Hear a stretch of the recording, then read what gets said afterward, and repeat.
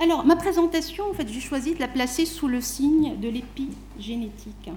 Et je vais vous expliquer pourquoi. En fait, l'épigénétique, comme vous le savez, c'est un domaine de recherche qui est très récent. C'est un domaine de recherche du XXIe siècle, mais ce n'est pas la raison pour laquelle, en fait, j'ai décidé de parler de perturbateurs endocriniens dans le cadre de l'épigénétique.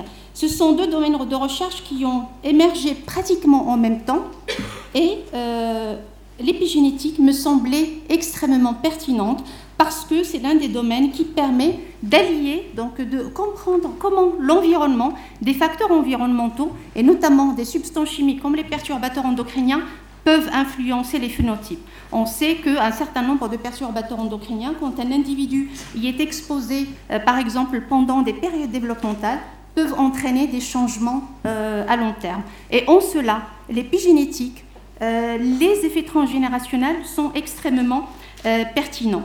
Donc, j'imagine que vous avez déjà vu passer des articles sur les perturbateurs endocriniens, sur les effets transgénérationnels, épigénétiques, mais il y a plusieurs questions qui se posent, à savoir, est-ce que ces modifications épigénétiques sont quelque chose de pertinent pour la perturbation endocrinienne, relèvent-elles de la perturbation endocrinienne, et quel est le lien entre épigénétique et système endocrinien. Donc ce sont autant de points que j'ai choisi en fait d'aborder au cours de cette présentation.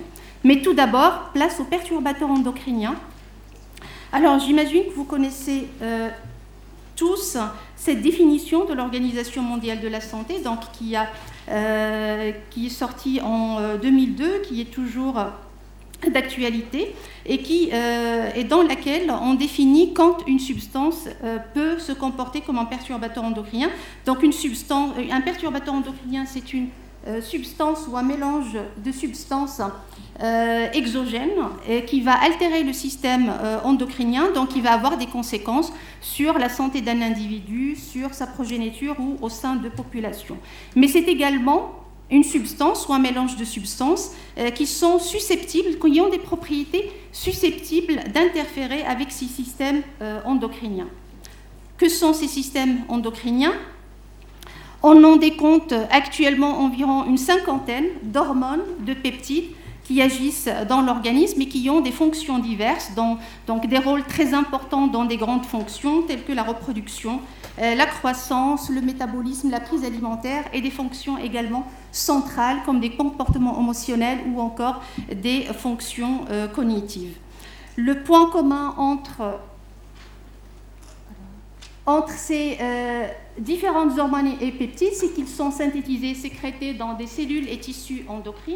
Donc, ils vont être relargués dans la circulation sanguine, où ils vont être transportés. Ils vont arriver au niveau des cellules et tissus cibles, et donc ils vont agir de différentes manières, soit se lier à des récepteurs membranaires et transmembranaires. Donc, cette liaison va engendrer une cascade d'activation qui va finir par entraîner la réponse biologique finale. Mais ça peut également être des hormones et des peptides qui vont traverser la membrane plasmique. C'est le cas, par exemple, des hormones stéroïdes sexuelles, comme les œstrogènes, comme la testostérone. Ils vont se fixer sur des récepteurs cytoplasmiques qui, une fois activés, sont transloqués dans le noyau et vont aller activer la transcription, donc réguler la transcription des gènes cibles.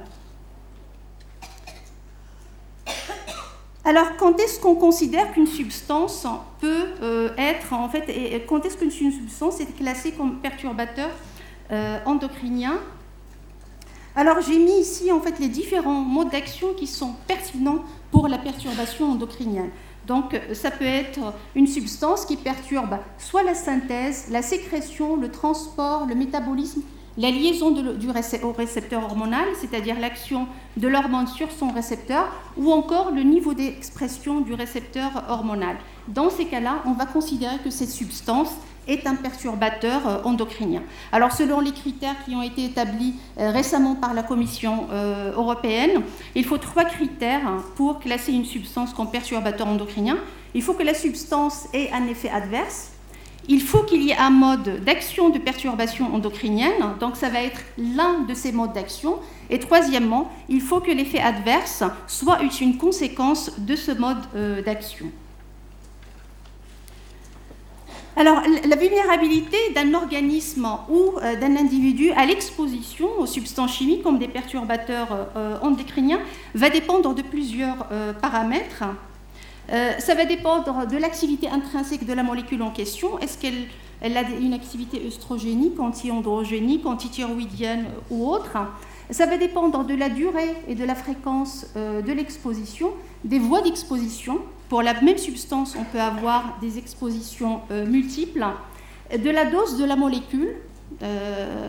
L'une des particularités des perturbateurs endocriniens, c'est qu'ils peuvent agir à des doses faibles, c'est-à-dire qu'ils sont en dessous de la dose NOAEL, donc la dose pour laquelle on n'observe pas d'effet toxicologique, donc dans le cadre de la toxicité générale. Et puis, ce que l'on remarque, une autre particularité de beaucoup de perturbateurs endocriniens, c'est que dans les effets en fait, qu'on va observer, il y a des effets sexe-dépendants, c'est-à-dire qu'ils vont être différents entre mâles et femelles. Et pour travailler sur les hormones stéroïdes sexuelles, ce n'est pas quelque chose de surprenant, parce qu'on sait qu'un certain nombre de fonctions dans l'organisme sont sexuellement dimorphiques. Et les périodes d'imprégnation aux hormones stéroïdes sexuelles, entre mâles et femelles, n'est pas du tout la même, et donc ça génère un certain nombre de dimorphismes qui va se répercuter également dans les effets de l'exposition aux perturbateurs endocriniens. Et puis, point très important, ces effets, donc cette vulnérabilité d'un organisme ou d'un individu, ça va dépendre également des périodes de l'exposition. Et les fenêtres d'exposition développementale et pubertaire vont être très importantes parce que pendant ces périodes, il y a la mise en place, l'organisation d'un certain nombre de systèmes biologiques. Alors, la recherche sur les perturbateurs endocriniens a démarré dans les années 90. Ici, j'ai essayé d'avoir en fait une idée un petit peu sur l'évolution de cette recherche. Donc, j'ai effectué une recherche en fait dans PubMed, c'est un moteur de recherche en biologie et en médecine, donc en introduisant le mot-clé perturbateur endocrinien. Alors, c'est pas, donc j'ai comptabilisé, ici vous avez le nombre cumulé d'articles par année. Alors, ce n'est pas une recherche exhaustive, donc ça va répertorier seulement les articles dans lesquels il y a le mot-clé perturbateur endocrinien. Mais ça donne quand même une certaine idée de l'évolution de cette recherche. Vous voyez que entre 1998 et 2008, donc pendant cette première décennie, il y a eu une augmentation très importante des connaissances sur les perturbateurs endocriniens. Ceci continue à augmenter progressivement, même si le nombre d'articles en fait pendant la deuxième décennie est moins important. Alors ces articles, pour la majorité des articles originaux, c'est-à-dire qu'ils vont rapporter pour la première fois des résultats, donc les revues de synthèse ne représentent qu'une petite partie dans ce que j'ai décompté ici, eh bien s'intéressent soit aux mesures de niveau de l'exposition, qu'elles soient internes, externes. Il y a dedans des études épidémiologiques, des études animales in vivo, donc ils vont s'intéresser à l'effet adverse, au mode d'action, des études in vitro, in silico, des articles aussi qui parlent donc de la mise au point de tests pour détecter la perturbation endocrinienne, des études de modélisation, etc., etc. Donc c'est un domaine de recherche en fait qui est assez divers et en général un domaine de recherche est pertinent quand il y a justement cette diversité dans les études qui sont entreprises. Alors, quelques remarques en fait sur cette recherche en général. Alors, il y a encore beaucoup de publications sur une petite proportion de molécules. Donc, il y a des molécules phares comme les bisphénols, les alkylphénols, les phtalates, les PCB, en fait, qui vont être largement représentés. Et on manque encore de données concernant, alors, des substances par exemple émergentes, des substances par exemple qui vont être utilisées pour se substituer, par exemple au bisphénol. Donc, ça a été évoqué tout à l'heure, ou alors à des substances en fait qui ont été interdites il y a très longtemps, mais qui sont encore présentes dans l'environnement. Et donc, pour évaluer, donc on va trouver encore dans des matrices biologiques telles que les urines, le lait maternel, et pour lesquelles on va manquer d'informations concernant leur, par exemple, le mode d'action de perturbation endocrinienne. Alors, les systèmes étudiés, ce sont les systèmes classiques, donc pour beaucoup, c'est les systèmes reproducteurs, nerveux, métaboliques. Il commence à émerger en fait des travaux, par exemple, sur le système immunitaire, mais il y a un certain nombre de systèmes endocriniens qui restent encore très peu représentés dans ce domaine, comme par exemple le tissu osseux, les surrénales. On sait que l'axe corticotrope est très important, par exemple dans la régulation du stress. Il n'y a pas encore beaucoup d'études là-dedans.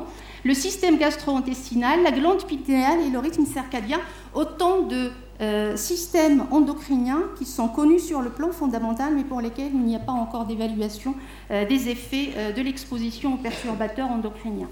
Les effets sur les mélanges, c'est quelque chose de très pertinent parce qu'on n'est pas exposé à une seule molécule, mais à un ensemble de molécules. Ça, c'est pas encore quelque chose en fait de très représenté. Et en général, quand il s'agit de mélanges, c'est des mélanges en fait de molécules de la même famille.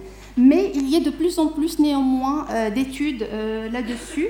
Alors, des points très positifs, c'est qu'il y a de plus en plus de publications qui se focalisent maintenant sur les effets à faible dose, c'est-à-dire des effets à des doses qui vont être inférieures aux doses réglementaires, donc NOAEL, voire des fois inférieures à la dose journalière tolérable. Et on se préoccupe de plus en plus des niveaux de l'exposition environnementale. Un point vers lequel converge une majorité des études, ce sont les périodes développementales. Comme je l'ai dit tout à l'heure, ce sont des périodes cruciales parce que pendant ces périodes, donc fétale, néonatale, postnatale, et ça peut aller jusqu'à la fin de la puberté, eh bien, il y a la mise en place, l'organisation et l'achèvement de la maturation d'un certain nombre de fonctions biologiques. Et puis, quelque chose qui n'est pas encore représenté, c'est l'analyse de l'exposition, des effets d'exposition environnementale dans son ensemble. Les perturbateurs endocriniens font partie des facteurs environnementaux auxquels on est exposé, mais il n'y a pas que les perturbateurs endocriniens, il y a aussi le stress, le régime alimentaire, etc. Alors, un point justement commun entre ces différents facteurs environnementaux, qu'ils soient chimiques, liés au stress ou liés à l'alimentation, c'est qu'ils peuvent, quand un individu y est exposé pendant des périodes développementales, entraîner des effets à long terme et donc changer le phénotype de l'individu. Alors, quand on entend par phénotype, le phénotype, c'est l'ensemble des caractères d'un individu. Ça se décline à plusieurs échelles. Macroscopiques, c'est des choses qu'on peut voir, la couleur des cheveux, des yeux, etc. C'est également, ça se décline également à l'échelle anatomique, la formation des organes, mais également moléculaire. Et donc l'avènement de l'épigénétique, donc c'est la raison pour laquelle j'ai choisi d'en parler aujourd'hui, c'est qu'elle permet de faire l'alliance, d'expliquer comment l'environnement peut influencer le phénotype. La vision traditionnelle de la génétique qu'on a, c'est que ce sont les gènes, donc le génome, qui va coder en fait pour ce phénotype. Mais on sait depuis très longtemps que ce phénotype il peut être également influencé par l'environnement. Et jusqu'à présent, on ne pouvait pas expliquer comment cet environnement pouvait influencer le phénotype. Et donc, c'est l'avènement de l'épigénétique qui permet en fait cette alliance entre l'environnement et la génétique. Je vous donne un exemple tout simple. C'est par exemple des jumeaux monozygotes qui peuvent présenter plusieurs différences dans leur caractère et notamment ça peut également être le cas de la susceptibilité à certaines maladies. Ça, la génétique traditionnelle, en fait, ne peut pas l'expliquer. Alors, l'effet de l'environnement sur la santé d'un individu, sur le développement de maladies, c'est quelque chose, en fait, qui est pressenti depuis, en fait, très longtemps. Et cette idée que l'environnement peut influencer le phénotype a été confirmée au XXe siècle par des études épidémiologiques qui ont été réalisées par David Barker et qui ont permis de faire émerger ce concept des origines développementales de la santé et des maladies. Alors, qu'est-ce qu'il a pu observer? En fait, il a étudié cette cohorte hollandaise qui a été soumise in utero aux Pays-Bas pendant l'hiver 44-45, donc pendant l'occupation allemande, donc à une énorme restriction alimentaire. Et donc l'étude de cette cohorte a permis de montrer par la suite que les adultes, en fait, qui ont été exposés in utero pendant cette période, développent, donc il y a une grande incidence de maladies cardiovasculaires, métaboliques, et il a été récemment montré qu'il y avait également des troubles cognitifs. Alors il y a d'autres cohortes qui vont dans le même sens, qui ont été moins étudiées que cette cohorte hollandaise, une cohorte en Chine qui a été exposée également à la famine, où il y a des études qui rapportent donc, des maladies cardiovasculaires à l'âge adulte, ou encore une autre cohorte africaine pour une grande incidence de maladies métaboliques. Les études animales en fait confirment cette origine développementale de ces maladies, puisqu'il a été montré que la restriction alimentaire, en fait, en entraînant un retard de la croissance utérine, peut interférer donc, avec le développement de l'individu, et donc l'individu à l'âge adulte va développer des maladies métaboliques, cardiovasculaires, voire des troubles émotionnels et cognitifs. Donc, que ce soit en fait le régime alimentaire, ça a été étudié également pour le stress. On a également des arguments pour les perturbateurs endocriniens. Donc, quand un individu y est exposé pendant les périodes développementales, il va y avoir des changements à long terme. Et c'est en cela que l'épigénétique va être très intéressante. Alors, que sont ces modifications épigénétiques ? Alors, le mot épigénétique est connu depuis très longtemps, mais la définition moderne, donc récente de l'épigénétique, est la suivante. Les modifications énergétiques, ce sont en fait des changements qui vont s'opérer au niveau de l'expression d'un gène, mais sans changer la séquence de ce gène. Donc, ce ne sont pas des effets mutagènes, on ne change pas la séquence de l'ADN, mais il va y avoir des modifications qui vont faire en sorte que l'expression de ce gène va être différente. Et donc, ça permet en fait d'expliquer en partie les effets de l'environnement sur le phénotype. Alors, que sont ces modifications ? Alors, oui, juste avant, ces modifications épigénétiques, on va voir quels sont les mécanismes qui rentrent dans ces modifications épigénétiques, comment ces modifications peuvent relier l'exposition à des facteurs environnementaux, donc aux effets à long terme, voire transgénérationnels. Quel lien avec les systèmes endocriniens, puisqu'on est dans le domaine de la perturbation endocrinienne? Est-ce que ces modifications épigénétiques peuvent relever de la perturbation endocrinienne? Et ça, c'est une question qui est très importante, par exemple, dans le contexte de l'évaluation du risque. Et puis, enfin, est-ce que ces modifications épigénétiques sont limitées au stade développemental ou est-ce qu'on peut les observer à l'âge adulte? Alors ici sont résumés les trois principaux mécanismes des modifications épigénétiques.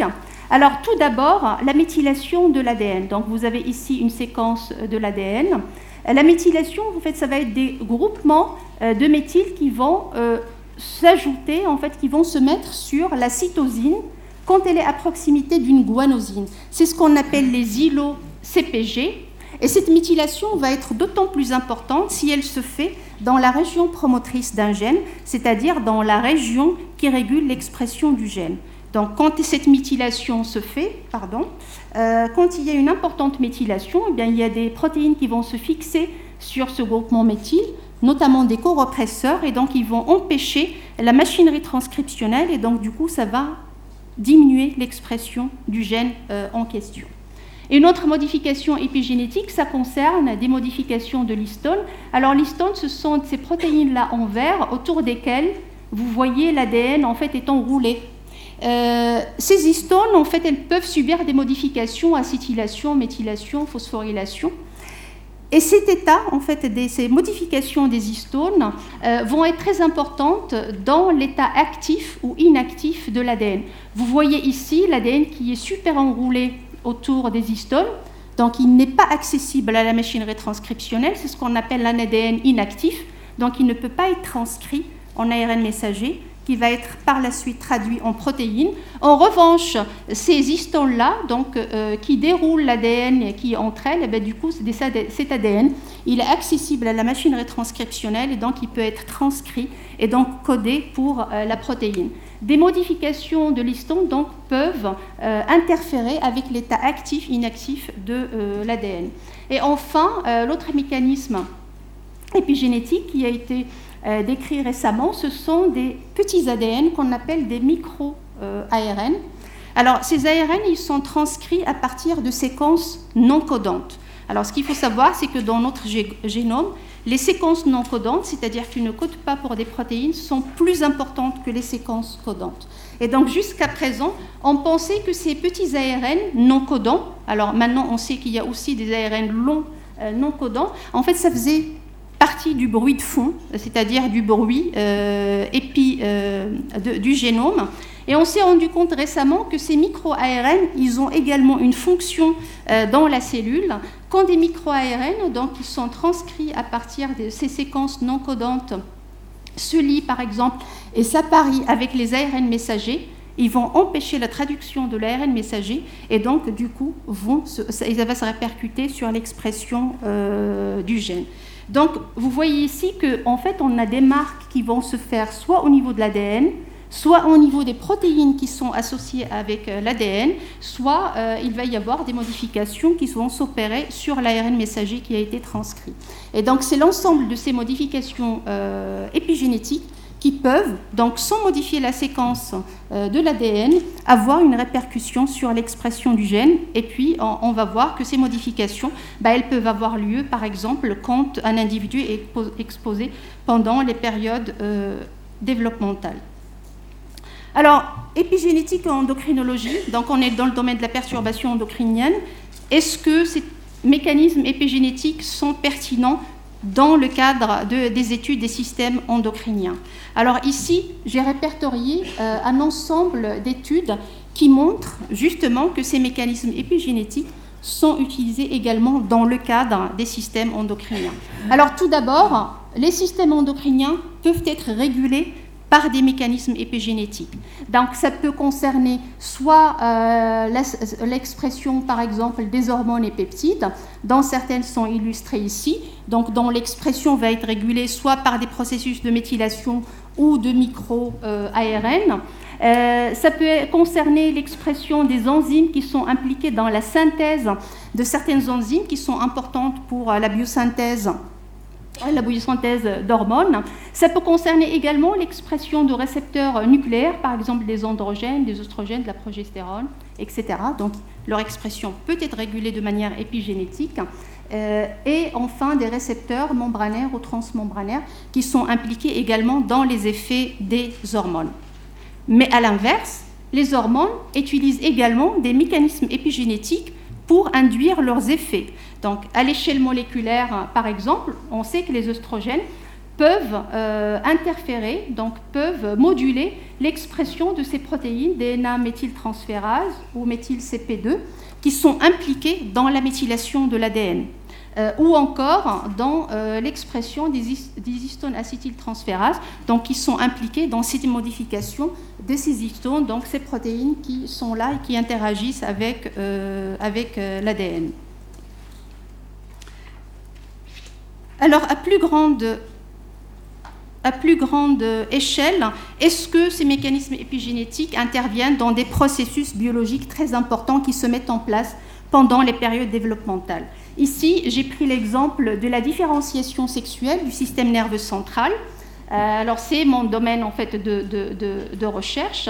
On sait que chez les rongeurs, pendant la période périnatale, la testostérone qui va être sécrétée par les testicules fœtaux et néonataux, donc pendant la période périnatale, elle va agir sur le système nerveux central et va induire un certain nombre d'effets.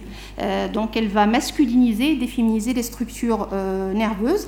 Ça va passer par des processus d'apoptose, de prolifération, d'honorogénèse. Il y a une multitude de processus qui sont impliqués. Et il a été montré très récemment, c'est résumé dans ces deux revues de synthèse que j'ai mises ici, que la testostérone, dans la régulation de ce processus, fait intervenir des mécanismes épigénétiques. Alors, je rappelle juste que ces mécanismes sont irréversibles, c'est-à-dire ils ont lieu pendant la période périnatale et ils vont être transmis à l'âge adulte et ça va être très important, par exemple, de définir les comportements reproducteurs de l'animal. Alors un autre processus biologique qui est très important et dans lequel interviennent également les mécanismes épigénétiques, c'est par exemple la maturation pubertaire. Alors la maturation, donc l'initiation de la puberté, c'est un événement qui nécessite des régulations très étroites de l'axe hypothalamo-hypophysaire gonadotrope. Donc ça c'est l'axe qui régule en fait toute la reproduction. donc depuis le développement jusqu'à l'âge adulte. Donc au niveau hypothalamique, on a des neurones qu'on appelle ici kispeptines qui régulent les neurones GnRH, qui vont au niveau de l'hypophyse réguler les hormones lutéinisantes, folliculostimulantes, qui vont par la suite réguler donc, les fonctions gonadiques, testicules et ovaires. Donc pendant toute la période postnatale prépubertaire, en fait, cet axe hypothalamique il va être inhibé. Et en fait, parce qu'il faut qu'il soit activé donc il faut qu'il y ait un timing très précis pour son activation. Il a été montré dans cet article, en fait, très intéressant, que le passage d'un état d'inhibition à un état d'activation nécessite une régulation très étroite d'un ensemble de gènes, et ça va impliquer également des mécanismes épigénétiques. Alors, maintenant, la question, est-ce que les modifications épigénétiques peuvent relever de la perturbation endocrinienne? Donc, j'ai montré ici l'interaction entre système endocrinien et modifications épigénétiques. Donc, dans quel cas on peut considérer que des modifications épigénétiques vont être pertinentes pour, par exemple, l'évaluation d'une substance? Alors, j'ai montré que, en fait, ces modifications épigénétiques, ce sont des mécanismes moléculaires et qui peuvent être sous-jacents à ces différents modes d'action, c'est-à-dire que ça peut expliquer, par exemple, l'altération des enzymes ou des protéines qui vont être impliquées dans la synthèse d'une hormone, dans sa sécrétion, dans son transport, dans le métabolisme. Ça peut expliquer, par exemple, également les changements, par exemple, dans le niveau d'expression de récepteurs qui peuvent être induits par l'exposition à des perturbateurs endocriniens. Donc, c'est un mécanisme moléculaire qui va être sous-jacent à ces modes d'action de perturbation endocrinienne. Et si c'est le cas, dans ce cas-là, ça peut relever de la perturbation endocrinienne. Alors ici, en fait, juste un exemple pour illustrer, par exemple, des effets sur des récepteurs hormonaux dans le cadre de l'exposition de souris ici pendant toute la période gestationnelle au bisphénol A, donc à une faible dose de bisphénol A, 20 microgrammes par kilo par jour. Les souris ont été exposées pendant toute la période gestationnelle et analysées à partir du 28e jour de gestation. Alors, il a été montré dans cet article qu'il y avait des modifications comportementales et que ces modifications comportementales étaient associées avec des changements dans le niveau d'expression du récepteur des œstrogènes alpha. Et donc, ils sont allés voir comment s'opéraient ces changements dans le niveau d'expression du récepteur des œstrogènes alpha. Alors, ce qu'ils ont mesuré ici, c'est le pourcentage de méthylation de la région promotrice de ce récepteur, donc région qui est impliquée dans sa régulation. Et ils ont donc mesuré la méthylation dans plusieurs sites, ici, dans A1 à 11, dans la région régulatrice, et ils montrent une augmentation significative du pourcentage de méthylation, donc dans le cortex préfrontal, mais pas dans l'hypothalamus. En revanche, chez les femelles, ils n'ont pas d'effet sur le cortex préfrontal, mais ils vont avoir en fait un effet sur l'hypothalamus. Donc ça illustre en fait ces dimorphismes sexuels que l'on peut voir dans l'exposition aux perturbateurs endocriniens et qui montrent donc que ces modifications épigénétiques, ça peut sous-tendre des modes d'action de perturbation endocrinienne. Alors le premier article dans le domaine qui a montré donc la transmission de ces modifications épigénétiques, c'est un article d'une équipe américaine qui a exposé des rats gravides à la vanclozoline. C'est un antifongique anti-androgénique. Donc du 8e jour de la gestation du 8e jour embryonnaire jusqu'au 15e jour embryonnaire. Et donc seules les mères gravides ont été exposées et ensuite ils ont accouplé entre eux donc les individus mâles et femelles de la génération F1, F2, F3 et F4. Et ils ont mesuré un certain nombre de paramètres testiculaires et ce que l'on voit ici, c'est une augmentation par exemple du nombre de cellules apoptotiques dans la génération F1 et ça va jusqu'à la génération F4, sachant que les générations F2, F3 et F4 n'ont pas du tout exposé à la molécule. Alors ce qui est intéressant, c'est qu'ici, ils ont pris un mâle de la génération F2 qu'ils ont accouplé avec une femelle contrôle. Donc on voit toujours cette augmentation de cellules apoptotiques dans le testicule. En revanche, quand ils ont pris un mâle non exposé, contrôle, et qu'ils l'ont accouplé avec une femelle qui a été exposée, dans ce cas-là, on n'a plus l'effet. Donc ces résultats montraient, d'une part, la transmission de ces modifications à travers les générations, la transmission de ces modifications par le sperme, et ils ont trouvé en fait une association avec une augmentation en fait de la méthylation dans le sperme des mâles qui ont été exposés.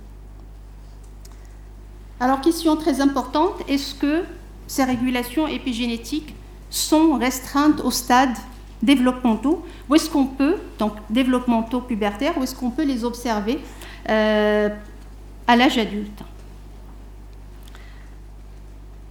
Alors, avant de répondre à cette question, je voulais juste montrer qu'en fait, il y a un certain nombre d'études actuellement, et notamment en neurosciences, en fait, qui montrent que les modifications épigénétiques, ce sont des mécanismes en fait moléculaires, physiologiques, qui interviennent à l'âge adulte dans un certain nombre de processus, et notamment dans les processus d'apprentissage et de mémoire. Pour stocker une information, et notamment au niveau de l'hippocampe, il y a besoin d'un certain nombre de régulations, donc il faut qu'il y ait une augmentation de la plasticité synaptique, et ça implique des modifications dans l'expression d'un certain nombre de gènes. Eh bien, le stockage de l'information au niveau de l'hippocampe à long terme, ça nécessite, et c'est bien résumé dans ces deux articles qui reprennent un petit peu l'ensemble de ce qui a été fait dans le domaine, fait intervenir des mécanismes épigénétiques, donc de méthylation, de modification des histones, etc. Et ce qui est intéressant, c'est que les œstrogènes régulent les fonctions cognitives. On sait qu'ils opèrent au niveau de l'hippocampe via différentes voies de signalisation. Eh bien, les voies de signalisation des œstrogènes pour réguler, moduler les fonctions cognitives au niveau de l'hippocampe, ça fait intervenir également des mécanismes épigénétiques. Alors, pour le moment, en fait, j'ai pas vu passer d'études en fait qui mesurent, qui évaluent les effets de l'exposition de perturbateurs endocriniens, donc exposition à l'âge adulte, sur les modifications épigénétiques ou transgénérationnelles. Je tenais à vous montrer ce papier qui est très intéressant, qui est sorti sur un autre facteur environnemental qui est le stress. Alors ici, dans cette étude, donc c'est un groupe américain qui a stressé des mâles pendant une quarantaine de jours, donc ça a été un stress chronique. Ils ont laissé les mâles se reposer pendant 2 semaines et puis après ils les ont accouplés.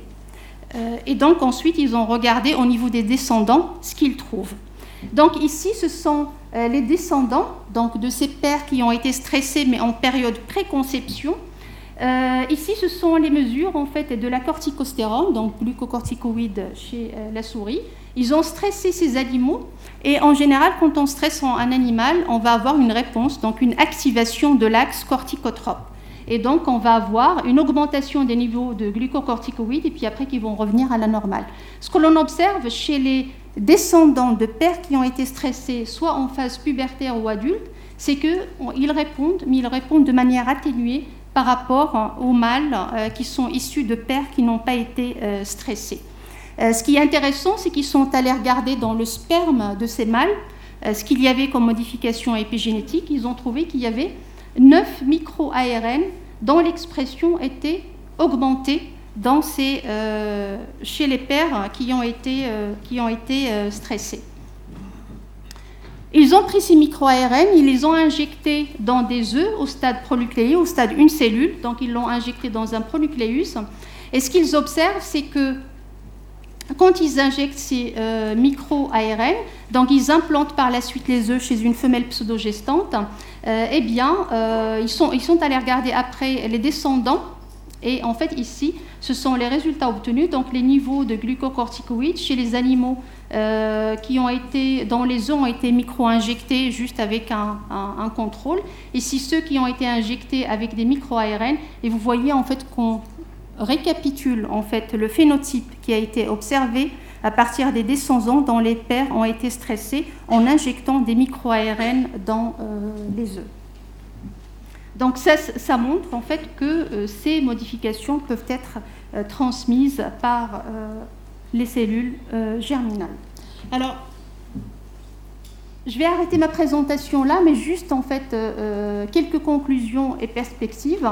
Donc là, je vous ai montré que ces mécanismes épigénétiques dont on parle, en fait, ils ne sont pas juste le résultat d'altérations suite à l'exposition à des facteurs environnementaux, mais ce sont vraiment des mécanismes physiologiques en fait, qui sont utilisés dans n'importe quelle cellule, qui sont impliqués dans des stades développementaux. Ils sont impliqués également à l'âge adulte et qui opèrent en fait pendant pratiquement toute la vie d'un individu. Leur régulation va changer quand l'individu est exposé à des facteurs externes et notamment à des facteurs environnementaux. Alors la recherche sur l'épigénétique, c'est vraiment quelque chose de récent. Il y a eu néanmoins énormément de progrès dans le domaine. Il y a eu énormément d'avancées technologiques qui vont probablement aider à mieux comprendre, par exemple, certains mécanismes de cette régulation épigénétique. Je pense qu'on n'a pas fini de découvrir tous les mécanismes moléculaires dans ce domaine de recherche. Comprendre comment cette transmission se fait par les cellules germinales, parce que ça, c'est un pan de recherche, en fait, sur lequel il y a encore beaucoup d'avancées à faire. Est-ce que ces mécanismes sont réversibles ou pas? Est-ce qu'ils sont réversibles pour tout, par exemple, pour les expositions à certains facteurs environnementaux ou pas? Donc, est-ce qu'ils sont réversibles quand il s'agit des périodes développementales ou à l'âge adulte? On arrivera probablement à mieux comprendre donc, l'interaction entre système endocrinien et épigénétique. Pour le moment, c'est également un domaine de recherche qui est à ses débuts. Et dans le domaine de la perturbation endocrinienne, il y a encore peu d'études dans le domaine, et notamment quand il s'agit de facteurs, de perturbateurs endocriniens, quand il s'agit en fait des doses environnementales. Les effets de mélange sur les mécanismes épigénétiques, il n'y en a pas encore énormément. Et puis, enfin, des effets combinés de différents facteurs environnementaux, c'est-à-dire de stress, par exemple, de substances chimiques, etc. Ça, c'est quelque chose, je pense, que dans l'avenir, qui va probablement prendre de l'essor, parce que combiné avec ces modifications épigénétiques que l'on connaît, qui opèrent pendant toute la vie d'un individu, ça renvoie vers l'étude de l'exposome, c'est-à-dire l'exposition d'un individu à différents facteurs environnementaux de sa naissance jusqu'à sa mort. Et ça renvoie vers les études de l'exposome que traitera probablement Robert Barocchi à la fin de cette journée. Et je vous remercie de votre attention.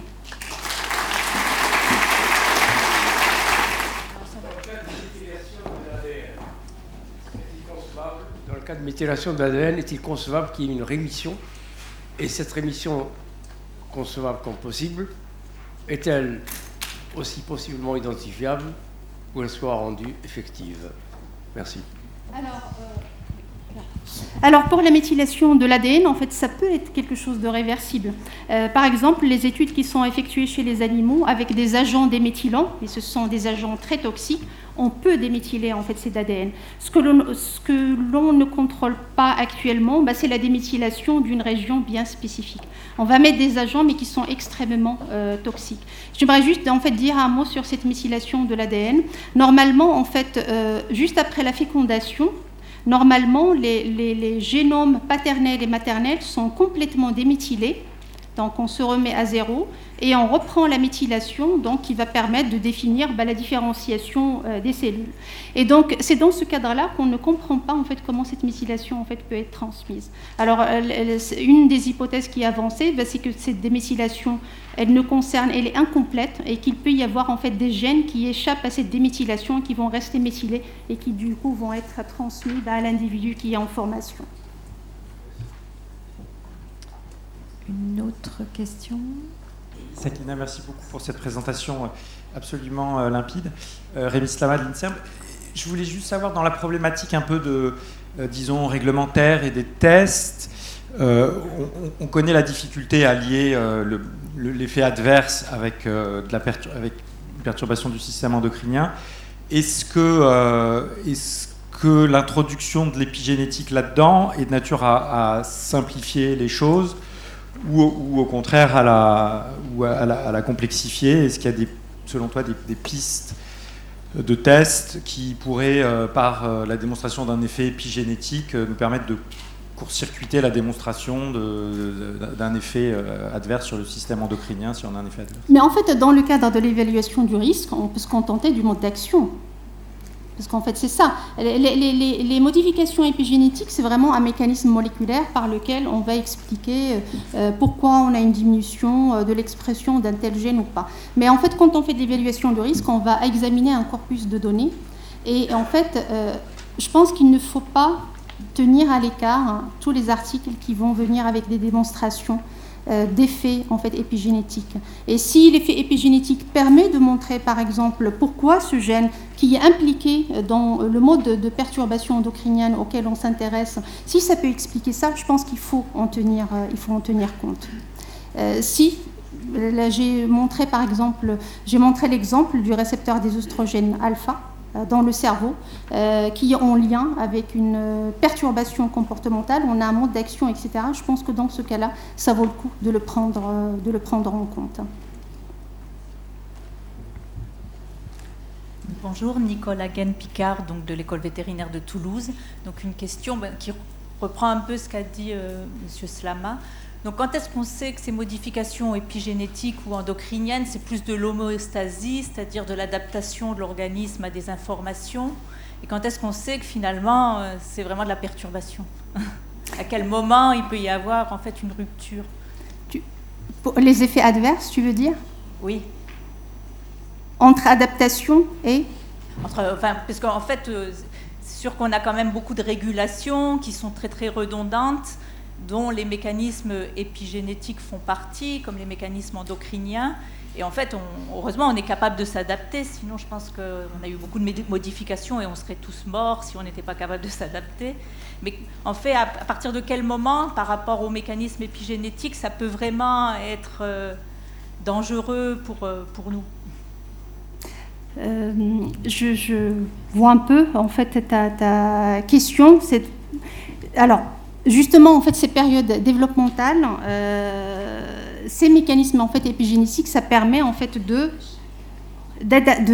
à l'organisme, en fait, à l'individu, en fait, à s'adapter. Sauf que, par exemple, comme je vous l'ai montré, dans les réponses, par exemple, au stress, on a néanmoins, à l'âge adulte, en fait, une réponse en fait qui est atténuée au stress, c'est-à-dire si on continue par exemple de stresser ces animaux, au bout d'un moment en fait on va plus avoir en fait de réponse adaptée en fait par exemple de ce système corticotrope. Et c'est dans ces cas-là qu'on peut estimer que c'est pas juste en fait un phénomène d'adaptation, mais c'est vraiment en fait un effet qui va être en fait néfaste par exemple sur l'individu.